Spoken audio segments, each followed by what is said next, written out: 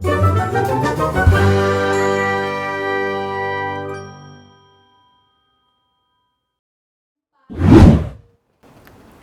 anak-anak kelas 4, 5, dan 6, apa kabar di rumah? Nah, pagi ini Teacher Marta senang sekali bisa bertemu dengan kalian semua di rumah dalam chapel pada pagi hari ini. Hari ini Teacher Marta ditemani oleh Teacher Elva dan juga Teacher Adi. Dan nanti untuk firman Tuhan kalian akan bersama-sama dengan Teacher Cika. Nah, apakah ada sukacita di rumah kalian? Oke. Hari ini Teacher Marta akan mengajak kalian untuk menyanyikan Adalah Sukacita. Ya, kita mau nyanyi lagu ini dengan sungguh-sungguh, dengan bersukacita. Yuk, Teacher.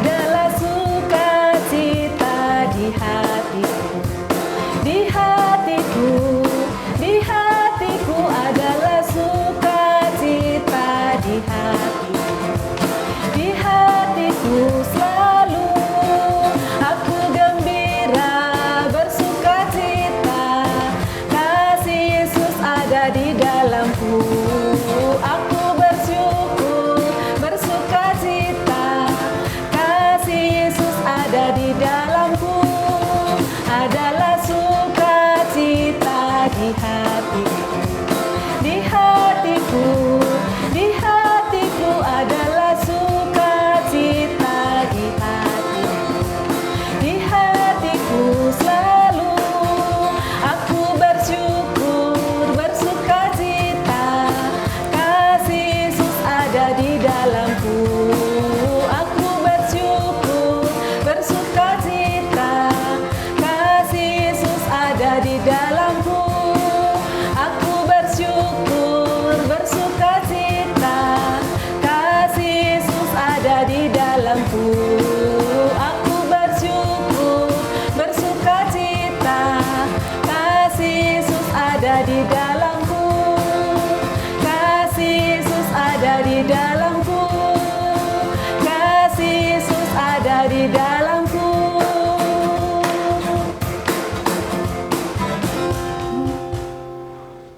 Oke, setelah ini, sebelum kita mendengarkan firman Tuhan, kita mau berdoa terlebih dahulu, mempersiapkan hati dan pikiran kita, sehingga kita bisa memahami apa yang Tuhan maksud dan kehendaki dalam kehidupan kita.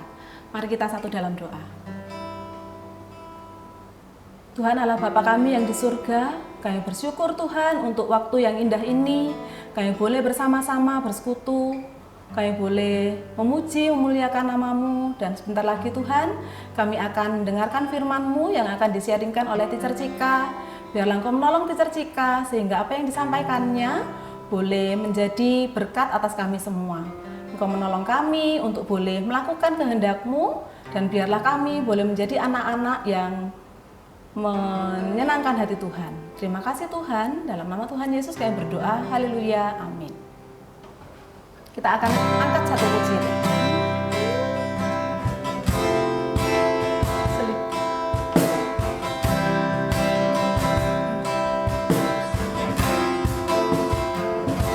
Selidiki aku, lihat hatiku, apakah ku sungguh mengasihi-Mu, Yesus, Kau yang Maha Tahu dan menilai hidupku, tak ada yang tersembunyi bagi-Mu. Telah kulihat kebaikan-Mu yang tak pernah habis di hidupku. Ku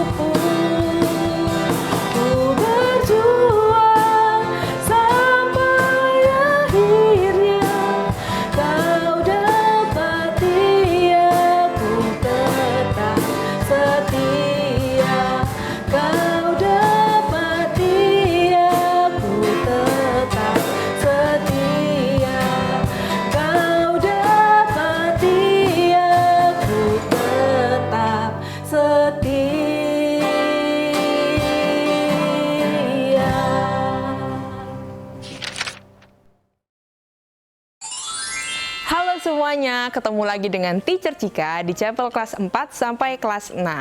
Hari ini kita akan membicarakan tentang konflik. Teacher yakin kalian udah sering dengar ini atau sering mengalami gitu ya. Konflik itu kata lainnya adalah pertentangan. Bisa jadi nih konflik itu kalau ada 2 orang atau lebih gitu ya, yang mereka itu punya beda pendapat gitu, atau punya sesuatu yang pokoknya berbeda lah gitu. Terus akhirnya tabrakan, berantem gitu. Atau kadang-kadang nggak sampai berantem sih gitu ya. Paling kayak, aku nggak suka sama kamu, aku juga nggak suka. Tapi pokoknya jadinya bertentangan, nggak bisa ketemu gitu ya. Nah, konflik ini ternyata sesuatu yang kita alami setiap hari gitu. Teacher yakin kayak udah sering ketemu gitu. Misalnya nih, sekarang kan online, jadi lebih sering ketemu sama keluarga ya, papa, mama, kakak, adik, atau mungkin ada orang yang membantu di rumah gitu ya. Pokoknya orang yang ketemu langsung, sering ketemu, pasti ada aja masalahnya gitu. Nah, nggak cuma secara offline di rumah gitu. Teacher yakin juga mungkin kalian yang mungkin main bareng sama teman secara online atau lagi online school gitu. Atau cuma sekedar lagi telepon-teleponan sama teman, melepas kangen, segala hal sepertinya berjalan dengan baik. Tiba-tiba ada aja hal-hal yang nggak enak terjadi gitu. Tiba-tiba muncul masalah konflik. Konflik itu adalah sesuatu yang sangat normal. Kita pasti akan menemukan konflik di dalam kehidupan kita. Dan tahukah kalian konflik itu sebenarnya adalah sesuatu yang memberikan bumbu di dalam kehidupan kita gitu. Jadi kalau nggak ada bumbu di dalam masakan, rasanya kan kayak hambar, kayak ada yang kurang gitu. Selain itu, konflik juga melatih kita jadi orang-orang yang lebih keren dalam menghadapi masalah. Karena hidup kita tuh pasti akan ada tantangan. Misalnya nanti kalian udah besar jadi YouTuber, atau mungkin ada yang jadi dokter, ada yang jadi presiden gitu. Pasti akan ada masalah banyak. Tapi ketika kita sudah belajar nih menghadapi konflik setiap hari, kita melatih diri untuk menghadapi dengan benar, dengan cara yang baik, kalian akan jadi orang yang lebih keren lagi waktu ada masalah. Gitu. Tapi teacher, yang namanya konflik itu nyebelin banget gitu. Bisa bikin ngerasa marah gitu. Ada juga mungkin yang aku loh teacher kalau ada konflik jadi sedih atau malu gitu. Atau lain-lain, pokoknya perasaannya nggak enak. Terus kadang-kadang kalau udah ngerasa kayak gitu teacher, aku tuh rasanya pengen meledak gitu. Ada yang mungkin teriak-teriak, ada yang mungkin pukul-pukul gitu, ada yang lempar-lempar barang. Atau ada yang nggak kayak gitu tapi diem, tapi dia mendem gitu. Atau ada juga mungkin yang gini, dia nyindir gitu. Jadi tidak teriak-teriak, tidak meledak-meledak, tapi kamu kan emang orangnya gitu ya, gitu-gitulah pokoknya. Nah, cara-cara ini ternyata kurang tepat untuk menghadapi masalah. Kenapa? Karena itu merugikan gitu, bisa melukai diri sendiri, bisa melukai orang lain. Terus kalau kita nggak mengapa-ngapakan orang lain gitu ya, barang misalnya yang dilempar-lempar, itu bisa jadi masalah lain lagi. Akhirnya masalah yang tadi nggak selesai, masalahnya muncul lagi yang baru, nyebelin banget kan? Udah gitu, ketika kita melakukan hal-hal seperti tadi itu, orang lain bisa jadi terpicu untuk ikutan marah. Terus tambah besar, tambah wah luar biasa lah masalahnya gitu. Terus harus gimana dong teacher? Nyebelin banget loh. Nah, ternyata ini juga dituliskan loh di Amsal 15 ayat 1. Coba kita baca sama-sama ya. Amsal. Oke. Amsal 15 ayat 1. Jawaban yang lemah lembut meredakan kegeraman, tetapi perkataan yang pedas membangkitkan marah. Oke, ternyata memang ketika kita menggunakan kata-kata yang pedas, tadi nyindir-nyindir, atau misalnya kita meledak marah-marah, itu malah bikin orang lain jadi ikut marah. Terus kita harus bagaimana, teacher, kalau ada masalah itu gimana? Nah, teacher punya beberapa cara yang bisa kalian coba untuk menghadapi konflik. Yang pertama nih, ketika ada perasaan-perasaan yang gak enak gitu, terus kalian udah mulai kayak biasanya ada yang mungkin meledak, atau mungkin ya cara-cara lain yang kurang baik gitu, kalian bisa stop dulu. Jadi langkah pertama adalah stop. Sebelum mau meledak, stop dulu. Ketika stop, aku ngerasain apa sih sebenarnya ini? Oh, aku lagi marah nih. Atau aku malu nih, soalnya dia bentakin aku di depan teman-teman misalnya. Jadi stop, sadari dulu apa sih perasaan yang muncul gitu. Lalu yang kedua, tenangkan diri. Biasanya kalau lagi ada masalah, itu di dalam diri kita tuh rasanya kayak penuh, kayak mau meledak-meledak gimana gitu kan, jantung berdegup kencang dan lain-lain. Kita perlu tenangkan diri dulu. Ada banyak cara untuk menenangkan diri. Teacher mau kasih tahu satu cara yang mungkin bisa kalian pakai karena praktis banget, nggak perlu siapin apa-apa, yaitu 10 seconds deep breathing. Jadi tarik nafas, buang gitu ya. Inhale, tarik nafas, buang, hitung gitu dari 10 sampai 0. 10, 9, 8. Kalian hitung dalam hati, lalu biasanya waktu sudah sampai 1, 0, itu sudah lebih tenang untuk menghadapi masalah. Ada juga yang bilang, teacher kalau aku lagi kayak gitu, aku biasanya doa dalam hati, Tuhan, tolong Tuhan, supaya aku tidak meledak. Gitu. Itu juga bagus, jadi sambil 10 detik itu kalian sambil berdoa, Tuhan, tolong tenangkan aku, Tuhan. Gitu. Nah, setelah itu, kalian siap untuk melakukan langkah selanjutnya, yaitu listen and talk. Nah, langkah ketiga ini kita bisa baca ya dari Yakobus 1 ayat 19. Hai saudara-saudara yang kukasihi, ingatlah hal ini. Setiap orang hendaklah cepat untuk mendengar, tetapi lambat untuk berkata-kata, dan juga lambat untuk marah.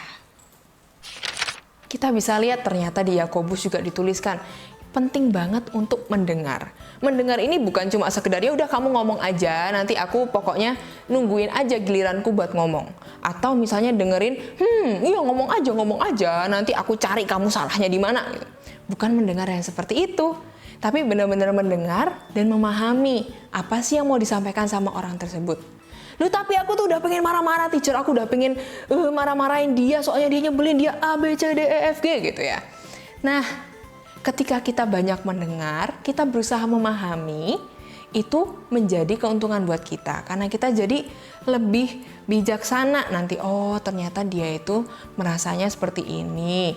Oh ternyata dia itu nggak sengaja gitu. Itu akan membantu kita untuk lebih bijaksana ketika waktunya kita yang ngomong. Begitu. Nah, waktu teman kita bicara, kita perlu mendengarkan dengan respect, menghormati. Gimana caranya teacher gitu ya? Ketika dia ngomong, kita kan sudah tenang tadi. Dengarkan, lalu kita perhatikan, mata kita melihat dia. Lalu mungkin sesekali mengangguk, oh gitu. Jadi dia merasa dihargai. Ketika dia merasa dihargai, dia lebih tenang juga kan? Dan dia juga akan cenderung lebih menghargai kita kalau kita sudah bisa menghargai dia. Listen itu poin yang sangat penting. Terus Yakobus tadi juga bilang di situ kan, dia bilang begini, lambat untuk berbicara, bukan tidak bicara sama sekali. Gitu. Nah, lambat untuk bicara setelah kita mendengar dari dari sisinya dia, ketika kita bicara juga bukan yang menyalahkan, kamu sih tadi gitu kan, jadinya aku tuh gini. Tapi lebih kepada yang tadi tuh sebenarnya aku marah karena, jadi kata-katanya bukan kamu gini, salamu, itu nanti berantem lagi gitu. Tapi kita belajar untuk bilang aku itu merasa seperti ini karena begini. Jadi kita menyampaikan aku tuh nggak nyaman, aku tuh tadi kesel soalnya gini. Nah, bukan menyalahkan. Setelah itu, setelah semua sudah menyampaikan, carilah solusinya bersama-sama. Kadang-kadang ada masalah yang ternyata solusinya cepat gitu. Kadang-kadang hanya sederhana, oh ternyata salah paham, ya udah lain kali hati-hati ya, oke gitu. 1 jam kemudian atau beberapa saat kemudian tidak mengganggu kamu lagi gitu. Tapi ada masalah yang misalnya itu sering terulang, atau misalnya waktu udah diomongin, kok nggak ketemu-ketemu ya. Nah, kita perlu cari bantuan orang yang lebih dewasa, yang lebih bijaksana untuk menolong ketika masalahnya tidak bisa dicari solusinya. Jadi, ketika sudah listen, sudah talk, langkah keempat adalah cari solusi. Kalau sudah ditemukan, oke, bagus. Tapi kalau ternyata nggak selesai-selesai, nggak bisa nih diomongin, cari orang lain yang lebih bijaksana. Teacher, papa, mama, gitu ya, atau orang dewasa yang kamu percaya untuk menolong menyelesaikan masalahnya. Oke, jadi apa yang bisa kita lakukan ketika menghadapi konflik? Yang pertama, stop sebelum meledak, sebelum nyindir-nyindir, sebelum bikin masalah semakin parah, stop dulu. Stop dan sadari, ternyata aku sedang merasa marah. ternyata aku merasa kecewa, dan lain-lain. Stop dulu. Yang kedua, tenangkan diri. Dengan cara apa? Deep breathing 10 detik. 10, 9, 8, sampai 1 detik. Lalu biasanya sudah lebih tenang. Sambil berdoa minta Tuhan untuk menenangkan, minta Tuhan untuk memberikan kebijaksanaan. Supaya tidak meledak-meledak dan bikin masalah semakin parah. Yang ketiga adalah listen and talk. Listen and talk itu apa? Ingat tadi kita mendengarkan teman kita atau orang yang sedang berbicara dengan kita dengan baik. Bukan untuk cari celah, dia salah di mana, nanti dia salah ngomong di mana, aku bakal marah-marahin dia. Bukan, tapi benar-benar memahami apa sih yang sebenarnya dipikirkan, dari sisinya dia itu seperti apa. Sehingga kita lebih bijaksana waktu kita mau bicara. Lalu ketika kita talk, gantian nih kita yang talk, kita mengatakan, aku merasa begini karena ini. Bukan nyalah-nyalahin, kamu sih kayak gini. Gitu. Talknya harus lebih baik. Oke. Setelah itu, carilah solusi. Itu langkah keempat. Solusi ketika kamu bisa ngobrolin dengan temanmu, dengan orang yang tadi kamu berkonflik itu, bisa ketemu solusinya, bagus. Tapi kalau ternyata nggak bisa, atau ternyata masalah itu terus mengganggu kamu gitu, sampai besoknya, sampai 1 jam kemudian gitu ya, masih tidak membuatmu merasa damai gitu. Nah, carilah orang dewasa yang bisa kamu percaya, yang bijaksana untuk membantu menyelesaikan masalah itu. Jadi ketika kamu udah nggak bisa nih, berdua ya udahlah, kayaknya kita nggak bisa ketemu solusinya. Cari bantuan, nggak apa-apa.